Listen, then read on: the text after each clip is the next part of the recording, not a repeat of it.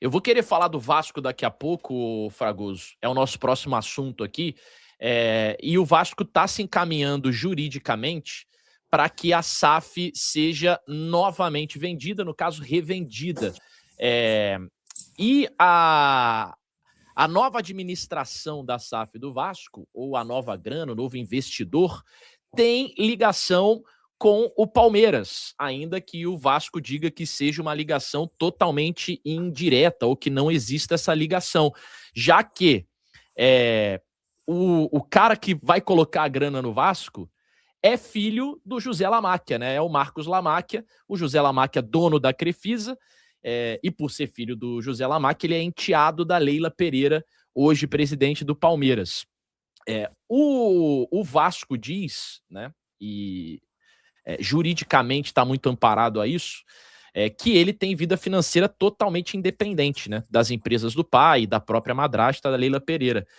Ele é um cara que já apareceu, por exemplo, na lista de bilionários da revista Forbes. O patrimônio do Marcos Lamáquia, inclusive, ele é maior, mais relevante, por parte da família da mãe dele. Ele é neto, para quem não sabe, do Aloísio Faria. Se eu não estou enganado, é esse o sobrenome dele, Aloísio Faria, que é fundador do Banco Real, do Banco Alfa. Então ele é um cara que tem muita grana dos dois lados da família e é um cara financeiramente muito bem sucedido também nos negócios próprios dele. Eu queria entender de você, como um cara que acompanha o Palmeiras muito de perto, a gente vê, por exemplo, o presidente do Flamengo, o BAP, brigando muito, lutando muito para que essa venda não aconteça, porque, segundo ele, existe conflitos de interesse nessa questão, e que o Palmeiras poderia estar envolvido ali dos dois lados. Do lado do Palmeiras, como que isso está sendo encarado, né? Já que o José Lamáquia, por exemplo, é um conselheiro do Palmeiras, a Leila Pereira é presidente do Palmeiras e madrasta do Marcos Lamáquia. Do lado do Palmeiras, como que isso é visto, Fragoso? De maneira bem objetiva. Politicamente, um pingo no oceano. Praticamente não se fala sobre o assunto. Agora, eu já fui atrás para entender da própria presidente Leila Pereira como ela tem encarado isso. E o que eu posso dizer é o seguinte: a presidente entende que enteado nem parente é. É assim que ela entende.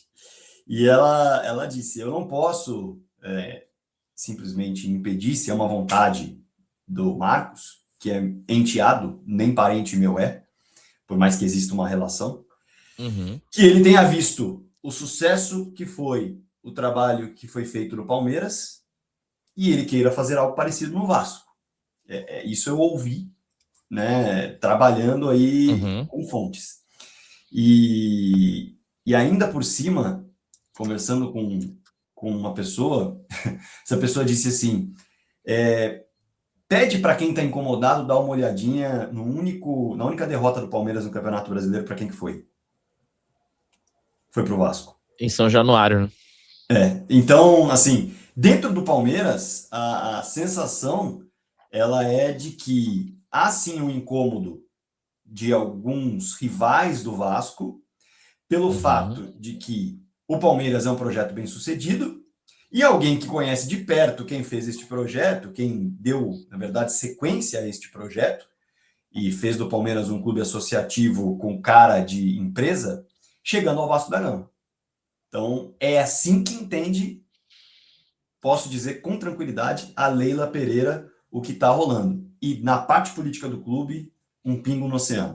Ninguém acredita que o Palmeiras vai ser usado pelo Vasco de alguma maneira. Não, ninguém projeta isso nessa relação do Marcos Lamáquia com o Vasco da Gama. Ou vice-versa também, né?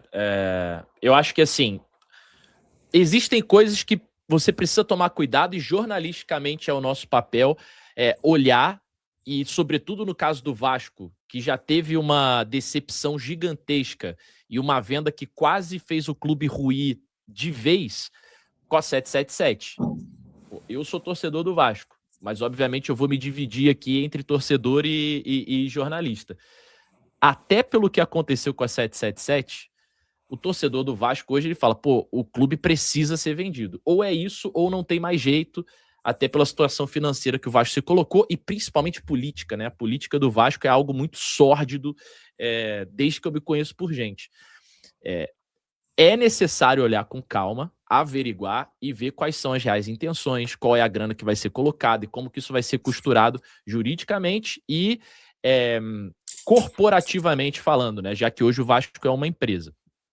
Mas os indícios de que um rival como o Flamengo, por exemplo, se preocupa com essa venda do Vasco, da maneira como tem se preocupado, é de que parece, né? Parece, repito, de que é uma venda boa para o clube, né? Parece que é uma gestão que vem para tentar resolver, como já teve sucesso, por exemplo, em termos de respaldo jurídico, entendimento de futebol, o que fez no Palmeiras, apesar de não ser o mesmo grupo. Valeu, viu, Fragoso? Vou falar um pouquinho de Vasco aqui, mas queria agradecer a tua presença. Tá convidado para vir para a live do Otávio Neto todos os dias, porque a partir de agora eu não sei mais quando o Careca volta, então vou precisar muito da sua ajuda aqui nos próximos dias, viu? Bora que bora, é sempre um prazer bater um papo com você, com o Piero e falar com a galera do chat também. Bom programa, vou seguir acompanhando daqui. Beijo pro Fragoso, uma salva de palmas. Rodrigo Fragoso, sempre muito bem informado, trazendo tudo pra gente aí de Corinthians e de Palmeiras também. Sobre o Vasco da Gama, ô Pielov, ontem o Vasco teve 2 vitórias, né, digamos assim, na justiça. Uma delas é, de fato, uma vitória.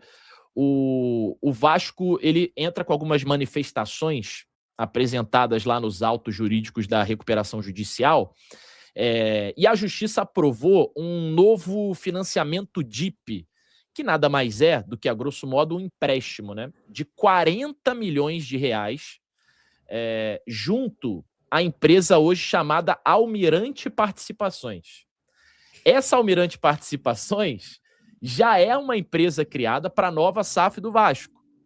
Já é a grana que está vindo do Lamáquia. Gostei do nome, Almirante Participações. Almirante, né? Exatamente. Bora. E aí, essa é uma movimentação necessária diante da situação de caixa do Vasco. Pelo Vasco estar em recuperação judicial, eu falei agora há pouco, quando a gente estava falando do Corinthians, né? Você entra em recuperação judicial, se você não pagar as parcelas, é um abraço. Então o Vasco está rigorosamente em dia lá com as parcelas, pagando as dívidas e tal. Você fica exposto o tempo todo. Então esse eu acho que é um dos lados bons da coisa, né? Para além de reduzir as dívidas, conseguir o desságio lá e tal, fica tudo muito transparente. Então o torcedor hoje olha e fala, o Vasco tem em caixa tanto para o fluxo ali, para pagamentos de salários, etc. Olhando para o caixa, o Vasco precisava desse empréstimo. Já havia tido um empréstimo anterior de 80 milhões com a Crefisa e agora esses 40 milhões junto à Almirante Participações. Por que o torcedor do Vasco considera isso, e o Vasco, a gestão atual, Pedrinho, etc., considera uma vitória? Porque dentro da justiça, eu acho que, assim, parece fazer sentido a juíza que aprovou o empréstimo olhar ali pro lastro. Esse empréstimo DIP, ele é o que lá atrás a 777 chamou empréstimo ponte, né? Esse empréstimo vem, e aí depois da venda da SAF, a grana que está em contrato, que vai ser colocada como aporte, esse empréstimo ele é reduzido, essa grana vai reduzida já esse valor do empréstimo, entendeu? Então faz muito sentido a juíza que autorizou esse empréstimo acontecer, autorize a venda que a SAF aconteça, entendeu? Entendi. Já então, preparando o terreno para os próximos passos, né? Isso. Então ela aceitar... E que não seja algo tão demorado, né? Imagino. Isso. Então aceitar o pedido da UPI, que é o próximo passo, parece fazer sentido juridicamente falando em toda essa operação, né, nessa hipótese. Acho que aqui a gente está tratando de uma hipótese, né, algo que ainda vai acontecer. E outra coisa que o Vasco pediu para a juíza mudar de 5 milhões de reais para 5 milhões de euros. A mesma juíza que aprovou a DIP, o Vasco, por toda essa transparência da recuperação judicial, qualquer negociação que o Vasco vai fazer com os jogadores, por exemplo, o Vasco está tentando o de-ossa agora do Betis, né? Ao que tudo indica, está muito próximo. E tem que ser esse tipo de negociação de empréstimo com obrigação de compra para poder jogar o pagamento lá para frente. 10 milhões de euros. Então o Vasco tem que chegar lá na juíza e falar, ó, você autoriza? Aí a juíza tem que autorizar, o Watchdog tem que autorizar, o Ministério Público tem que autorizar, e tudo isso para um mercado de transferências gera uma demora muito grande, né, Pedro?